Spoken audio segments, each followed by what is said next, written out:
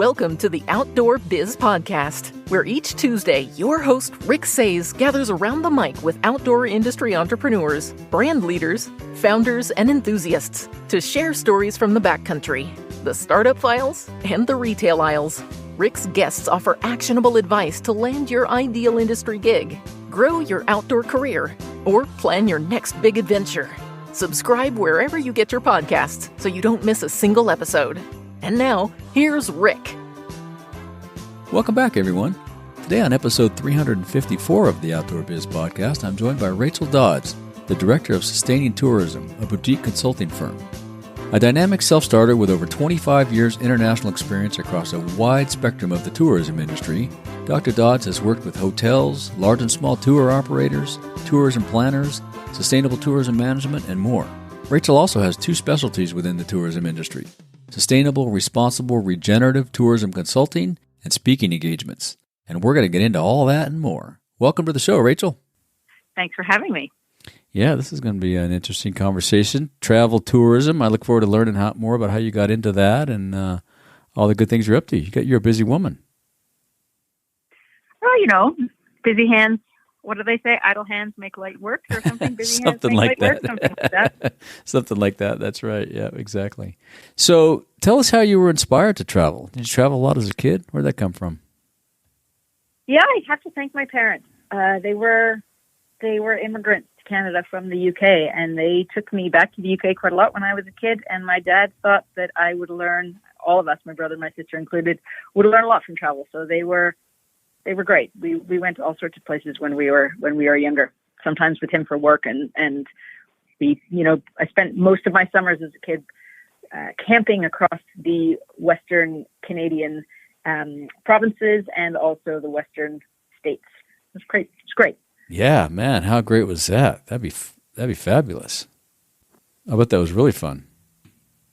It was fun. Actually, I learned, I'm pretty adept at making a fire now out of pretty much anything, and I'm used to sleeping in a tent. There you go. Very cool. So it was tent camping, wasn't trailer camping. You guys had the whole experience. Oh, we had a tent trailer. Oh, okay, got it. The wonderful 1970s version of the brown station wagon with the tent trailer that gets popped up. Yep. Yep. We were those. We were that family. And did you cook out over the fire, or did you have a barbecue? What was the cooking scene like? No. It's so funny. I think in the days of anyways, when I was a kid, I'm not that old, but when I was a kid, your mother used to stay at home and your father used to go to work. Yeah. But my mother drew the line when we went camping, and as soon as we would get there, she would pull out her deck chair and her book, and that would be it. She's like, this is not my realm. And my father did all the cooking, and he could cook honestly anything over a campfire. It was amazing. Wow, pretty cool. Well, how did he learn that? Where did he learn that? I think he just loves the outdoors. Mm-hmm. He's the kind of guy that at 70 was climbing Kilimanjaro. He was that guy. Wow, awesome. So you learned all kinds of hiking, campcraft, all that stuff. That's great. Yeah, I think when you're a family of five, there's not a lot of money to go around, especially in a recession, and so we spent a lot of time camping and doing stuff that was cheap. Like, all you need is cross-country skis. It doesn't cost you anything when you have them. Once you have a pair of skates, it's free to skate. When you have a pair of running shoes, it's free to hike. So all those great things I grew up with. Yeah. And did your siblings love it too, or did you guys all? Man, what a great! We did the same thing when I was a kid, so I remember the exploration was a blast. Yeah. And games, hide and go seek in the woods. I mean, there's nothing better. Totally, and I think as a teenager, you just you hate it, but I think whatever you're exposed to when you're young, you end up loving as an adult. Right. Now I have a daughter. I drag my daughter hiking every single weekend, and she probably complains, but I'm hoping that the same thing will happen to her when she's in her 20s. All of a sudden, she'll realize how much she loves being in the forest. Yep. Once she's old enough to go without you, she'll go without you. That's it. She won't go with me, kicking and screaming. Right. She'll go with me, but when she's old enough to go without me, she'll enjoy it. That's right. Yeah, that's right. And so how did that evolve into working in tourism? I've always liked the travel industry. I think I was one of those people that as a kid said, my dream is to travel the world and get someone else to pay for it. I think it's everybody's dream, isn't it? And I guess I was just luckier than most. But yeah, I worked at the Calgary Stampede from the age of 13. I was a howdy girl, and then I worked in restaurants and hotels and all sorts of stuff, and then realized that I preferred to be on the other side of it. Yeah, so my whole career has been in tourism. It's been fun. That's pretty cool. That's the Calgary Stampede was on my parents' travel bucket list, and they made the trek with our trailer. I think I was a teenager at that point. I was playing ball, so I didn't go. But I just remember them. We're going to the Calgary Stampede, and they talked about it for years until they got to go. So that's funny that you worked there. You might have been working there then. That's funny. That's it. I was the howdy girl with the white hat. Gotcha. Telling everyone have a nice day, putting on the hilarious accent, you name it. Yep, that was me. Very fun. Making something like $2 an hour. It was right. It was certainly not my finest career. Right. I think when you and I started working, the minimum wage was $2.50 probably. Yep. There you go. Yeah. Now we're starting to date ourselves. There you go. That's all right. It is what it is. Everybody gets to be our age someday. So, and we all had fun things as a kid. How did the sustainability piece come into play? Did you guys, obviously camping, we all learned to take care of the environment, campsites and whatnot. Yeah, you learn to protect the places you love. I think so. It was inherent in the types of trips we did. We did a lot of when we would spend one summer camping, and then the next summer we would go to the UK and be shipped off to all the relatives.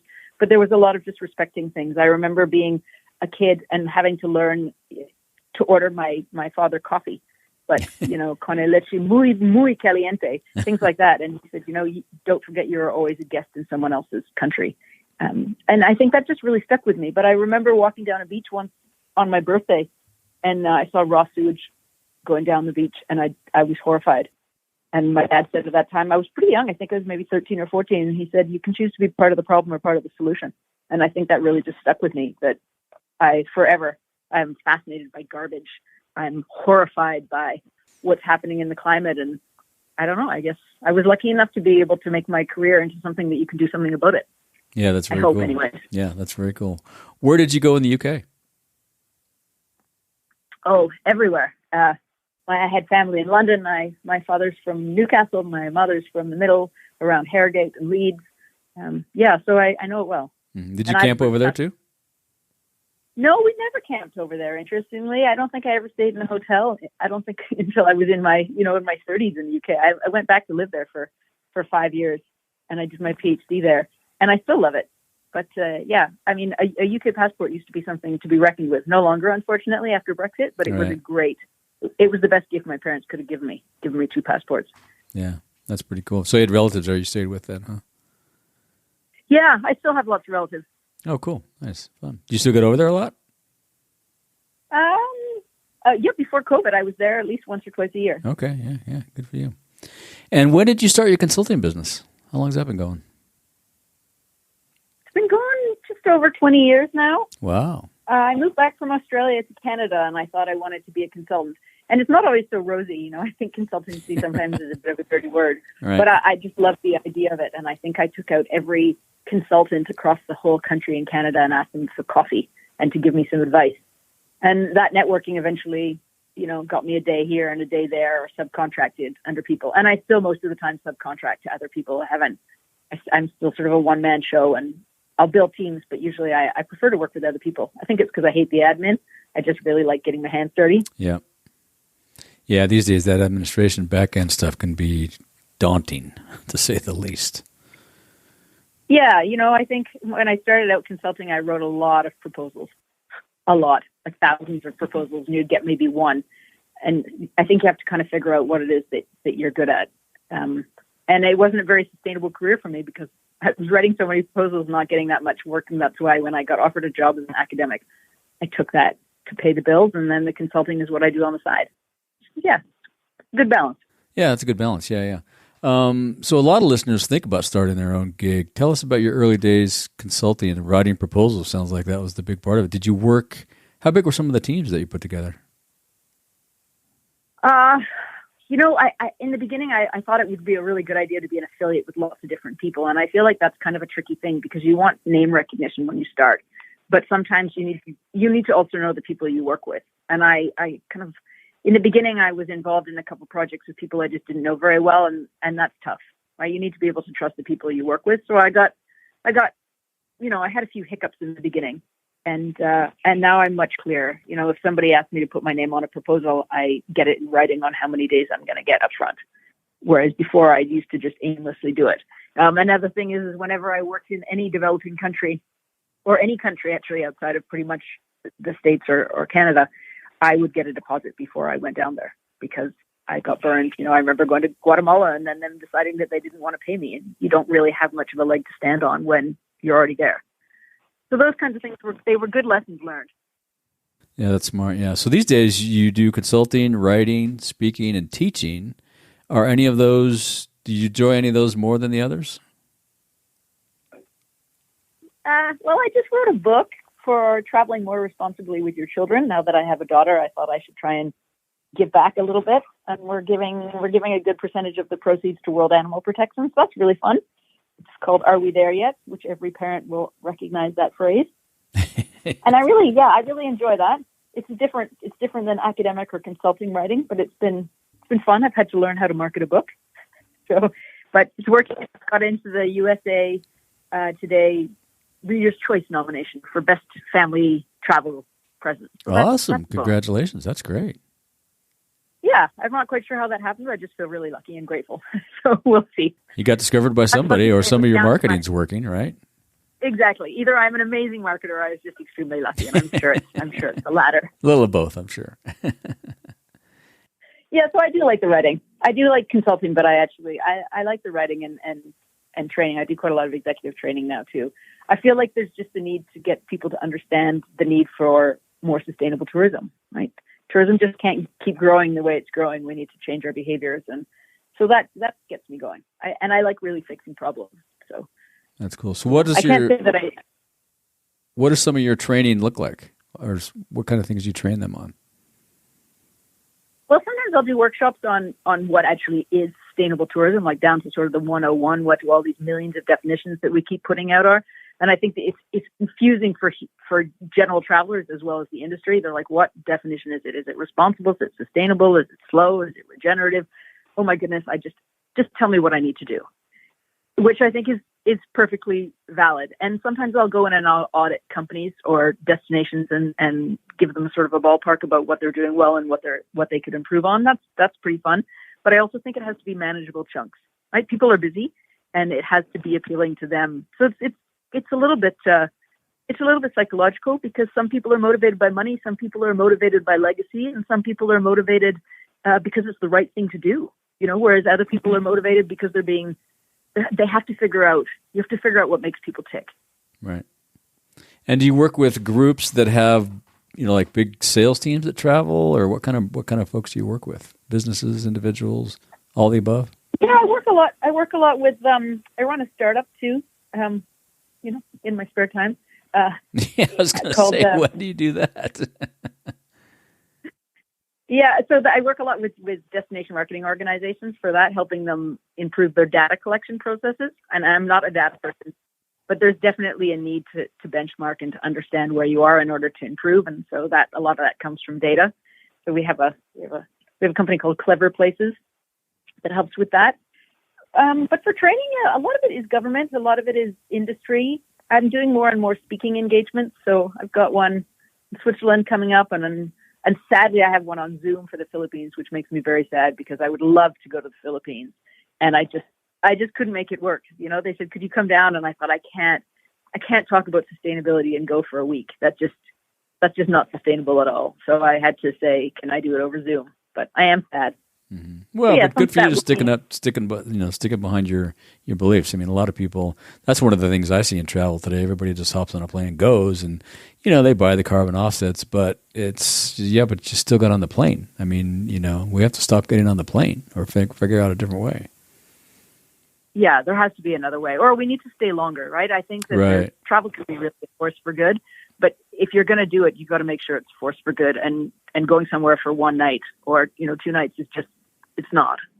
We've got a crisis out there. We need to start playing our cards differently. Yeah, a lot of people they'll go do some adventure, and then they'll stick around and do some kind of a program where they're building trails or something afterwards. So they stay a little longer, and they do some projects to help the local area that they went to. So those are all a couple of ways, I'll bet. Yeah, and that's amazing, right? Yeah, I think it makes you feel better if you can contribute something back to the place that you're going. Right. Where I often find a local charity that I can donate to or provide something to, or bring things for wherever I'm going. Like there's a great organization called Not Just Tourists that you can bring suitcases of medical supplies for people. It's easy. That kind of stuff is great. So I carry travel. I always fly carry on because I don't want the carbon footprint of my luggage either. But if I am going somewhere where they have medical supplies, I will use my one check bag to give it as medical supplies. That's fun. That's pretty cool. Win-win for everyone. Yeah. We're going to take a little break and give some love to our sponsor, the running event. I'll be heading to Austin, Texas this November 29th through December 1st for the running event, and I hope you'll join me. If you're unfamiliar with the running event, also known as TRE, it's an annual conference and trade show that brings together performance brands like Brooks, Hoka, and Garmin with local running stores from across the U.S. and even globally. It's a great opportunity for these brands and retailers to connect and check out the new products. What I'm really excited about, though, is that this year, TRE is expanding into the outdoor industry with a brand new space called Switchback. I'm going to let TRE Event Director Christina Henderson share a little more. Hey, thanks, Rick. I'm glad you'll be joining us at TRE this year. So obviously, the running event has always been really focused on running retailers and brands. But especially over the last few years, we're seeing the lines blur between run and outdoor industries. Trail running and hiking have grown tremendously, and we're seeing companies like Ultra and Nike putting a lot of focus into their trail lines. TRE has always had a lot of brands that sell into outdoor specialty, but Switchback marks the first time we're truly dedicating a space at TRE to connect run and outdoor specialty. Well, I'm looking forward to checking it out this year. If you're interested in heading to Austin for Switchback at TRE, you can find the link to registration in the show notes and use code OutdoorBizTRE. That's OUTDOORBIZTRE for special discount pricing. And if you're curious about exhibiting at the event, reach out to Christina. Her email is chenderson@divcom.com. That's CHENDERSON. And that'll also be in the show notes. Now let's get back to the show. So do you have a couple of two or three other things we can do to be a more sustainable traveler? Oh, yeah. Well, number one, take public transport or don't fly. Or if you have to fly, which we do sometimes in North America, fly direct. It makes a huge impact. And now you can see on Skyscanner and Google and all these things your least intensive carbon, and that's something to do. It takes 2 seconds, so it makes it easy for you.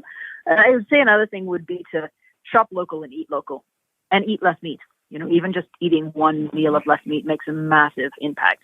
And if you're really super lazy and don't want to do anything, bring your own coffee cup. I mean, even that. Right. I think it came out from Starbucks that they lap the globe 2 times with the amount of disposable coffee cups they use every day. And I was just horrified. Yeah, bring your own coffee cup, bring your own, 1-quart water bottle. All those things are pretty simple. I mean, there's loads. I have how to be a more carbon conscious traveler on my website. I have how do you be a more responsible traveler. Those kinds of things I think are just free, but I always think you can't keep shaming people. We need to encourage people. So just do one thing. And then maybe next time you'll do 2 things. And then maybe next time you'll get your friends or your family to follow suit. And before you know it, it just becomes second nature. And I think that's where we need to get to, rather than blaming everybody else for what's going on in the world. It's not helping. Yeah. Well, that's great. And we'll link to all that stuff in the show notes too, so people can find out how to do that. That's great. And your books. Yeah. And I think outdoor people, adventure people, are probably a little bit more minded that way all the time, but there's probably always something more we can do. Oh, there's always something, I think. I think there's so many ways to minimize our impact. None of us are perfect. And like you say, try 1 or 2 things. Maybe we're already doing 3 or 4 things, but I didn't know that I could also do that. That's a good one, So, yeah, that's great. We can always learn and get better, improve. Yeah, for sure. And I always think, I'm not perfect either. I fly a lot, and I've got to reckon with that as well. You got to make sure that your carbon footprint isn't that great. But you're right, offsetting is not the answer. We just have to change our behavior. Or we vote with our wallet, right? So if you make those choices, all of a sudden the tour operators and the hotels and everywhere else you're staying will start to realize that you're not going to perpetuate it. Mm-hmm, mm-hmm. And I got to think too that a lot of the airlines and like automobiles, everybody's coming up with ways to make better tools and vehicles and equipment that we can drive in and travel in. So at some point there's probably going to be an electric airplane coming down the line or something that'll make it 100% better. So. Yeah, it'd be great. And there's a lot of greenwashing out there. There's a lot of companies that are saying they're doing something and they're not. Mm-hmm. But just even asking a question. I ask every single time I stay in a hotel, what are they doing? And if they can't answer, generally I won't go back. And that's a pretty easy thing to do too. Let's shift gears a little bit. Do you have a craziest adventure story from all your travels? Oh my goodness, I have many. I don't know how many I would want the whole world to know. I've gone to sleep on a train when I was backpacking around Europe, and I woke up in a different country, and I wasn't quite sure where I was. That was interesting. I think I was just so exhausted. Right. I think I lived on Nutella, oranges, and baguettes for something like 6 weeks when I was really broke. That was it. It's a good thing that was in my younger years, but it probably it wasn't a very good health choice. Right. Oh, I've ridden into the desert on a camel with 3 people I've never met in my life before. Wow. That probably was really very clever. That's pretty crazy. I've met some interesting shamans in huts in South America that I probably should not have ventured in, but yeah, we all do those. They're good stories, right? That's right. And they're good experiences too. Exactly. And the most horrifying things I find are the stuff that makes the best stories. Mm-hmm, and things that I would never want to repeat now actually are pretty good travel stories. But I think that's something that is the most golden thing about travel, is that when you come across someone else who loves to travel, there's an immediate connection about sharing stories of silly things you've done or even great things you've done. And it's so engaging. Yeah. I have had the best conversations with people that I'll probably never see again, because I think you're just not, the filters are gone and you're not really worried about trying to impress someone. You're just really being you. And that's a really nice place to be. Yeah, that's very cool. Yeah. Is there some place you haven't been to that's high on your list? Oh, there's many. I'm lucky. I've traveled quite a lot, but I find even when I go back to places now, I always find something else. But I'd love to go to Argentina. I'd love to go to the Philippines. And for some reason, I'm really hankering to go to Korea. I don't know why, but I think I've just had some really good Korean food. And I was going to say the food. Yeah, probably the food. Yeah, exactly. Now I want to see it. Yeah, I always do too. I wouldn't say I'm a huge foodie, but I have been to some countries where the food is just really gross. And it was tough work after a while. Yeah, I used to travel to Vietnam a lot to go visit factories, and the Koreans all ran the factories, so we'd always go to the Korean restaurants, and the Korean food was just fantastic. The Vietnamese food was amazing too, but the Korean food was good too. Yeah, so. Oh yeah, Vietnamese food is fantastic. I feel like Vietnam really ended up lucky. They got the French bread and the French wine, but they're really yummy Asian food. Right. I don't know how they did. Yeah, they pulled that off. That's right. Yeah. Yeah, exactly. It's probably one of the only colonial benefits that I actually know of. Everything else was probably a disaster from colonization, but that actually I thought was something well noted to be left behind. Yeah, that's a good one. Yeah. So it sounds like you do almost everything. Do you have any favorite outdoor activities you participate in? Yeah, you put me in a forest, I'm a happy girl, but I think I love kayaking. Oh, okay. I'm not a particularly strong kayaker, but there's something just so awe-inspiring about paddling around in the water. And yeah, you realize that you're insignificant in the world, and the fact that you're floating above this massive body of water is, yes, incredible. Everything just looks better from the water, I think so. Yeah, that's a fun activity. Have you paddled around the world? I've gone on a couple of paddling trips. I've kayaked in Belize and Mexico, and I've kayaked in Costa Rica and I think Panama. Fantastic. When you're paddling and all of a sudden, and we rigged up sails one day and a bunch of dolphins start jumping over the bow of your boat. Nice. You just think, how is this possible? I remember my sister in Mexico got lifted up. We were paddling in a double, and she was in a single in front of us, and all of a sudden she just got lifted 30 feet out of the water, and because a whale went underneath her and literally lifted her up and dumped her right in front of our eyes. It's the kind of thing you think, why do I not have a camera? But I don't think we would have been able to capture the amazingness of that. But be that close to a whale is a bit scary, but also just unbelievably. I still think that's one of my favorite experiences. I just couldn't believe we were that close. And in a kayak, you're benign. You're not polluting. Not you're threatening. not making any noise. Yep. You're not threatening. That's it. And so all of a sudden you have a completely different wildlife experience, which is amazing.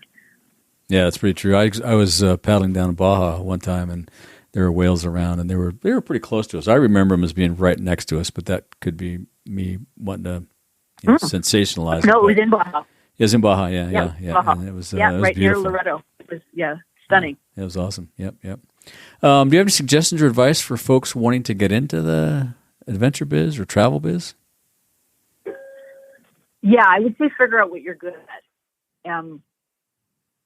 I think so many of us try and do everything, especially as consultants, and you can't do everything. And that's when you need to find your team of different people who have different skill sets, because then you become complementary.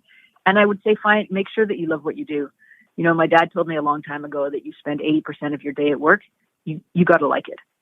And I feel like that's one thing about the travel industry and the outdoor industry is most people in it love it. And so there's amazing people, and everybody is enjoying their job, which is just so different than so many people I know.